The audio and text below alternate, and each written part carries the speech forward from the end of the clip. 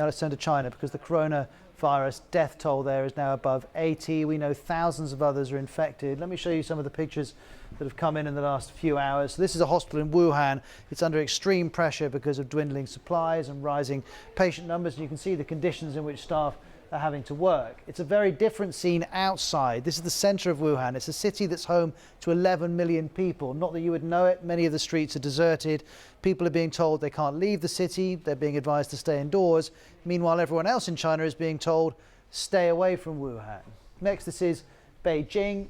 You'll see a number of people, well, not from that shot, but lots of people wearing face masks. This is much quieter than the public transport would normally be because people are simply reluctant to go out. And then this is really interesting. A factory in Fujian province in eastern China.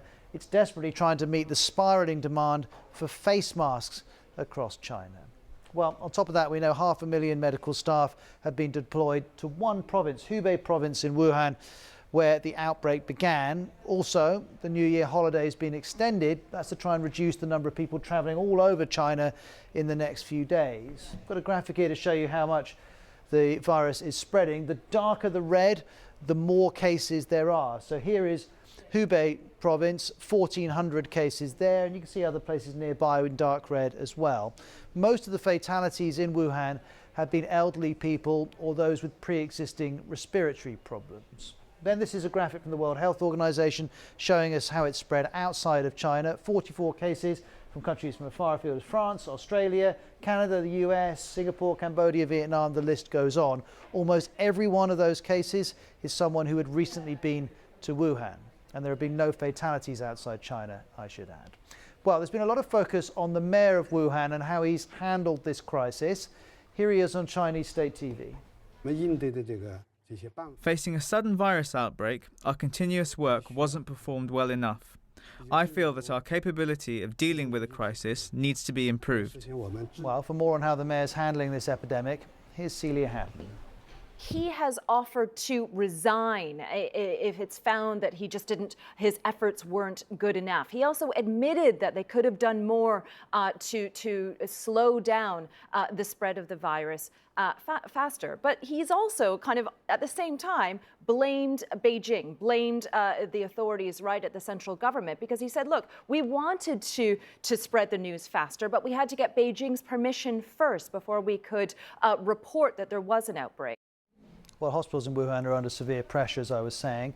One solution to this is simply to build a new hospital. This is a picture of China's premier visiting a construction site of a new 1,000-bed hospital in Wuhan. And the Chinese are in a rush with this. You can see the number of diggers involved.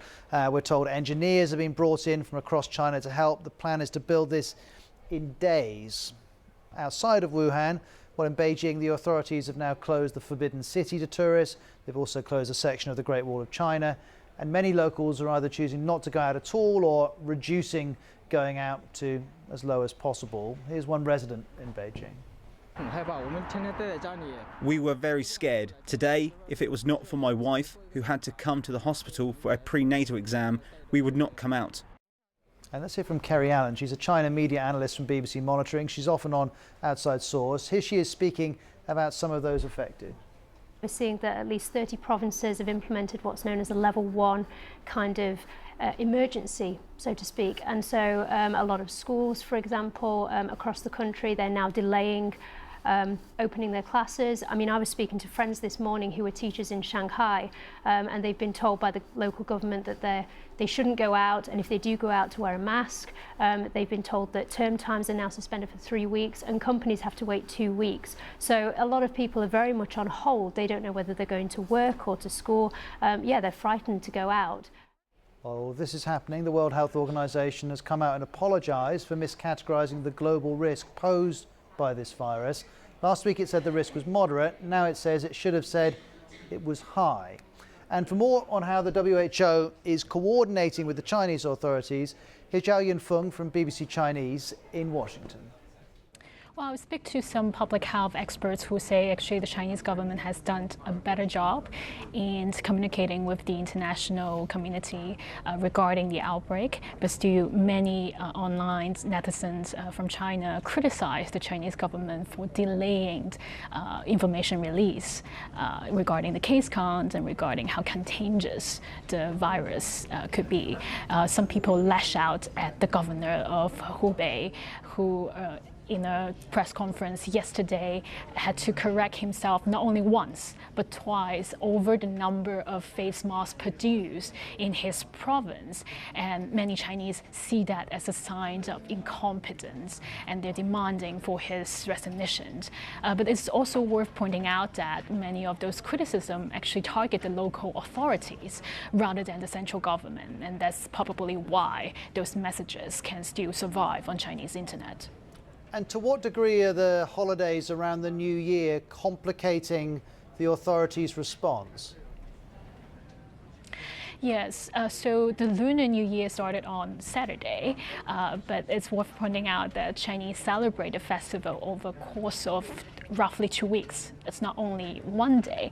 And of course, this is a time when Chinese travel a lot, and also many business, even some governments suspend their operation, and that certainly becomes a very complicating factor in delaying the efforts of combating the virus. But we can see that Beijing has mobilized the whole country to fight the outbreak right now. On the New Year day, the Chinese leadership had a meeting. It has two major guidelines for propaganda, or let's say information release. The first of all is to be as transparent as possible to release the case count on a timely manner. The second one is to send out a unified message to the whole country that we can do this. If we unify together, there's no obstacle that we can't overcome.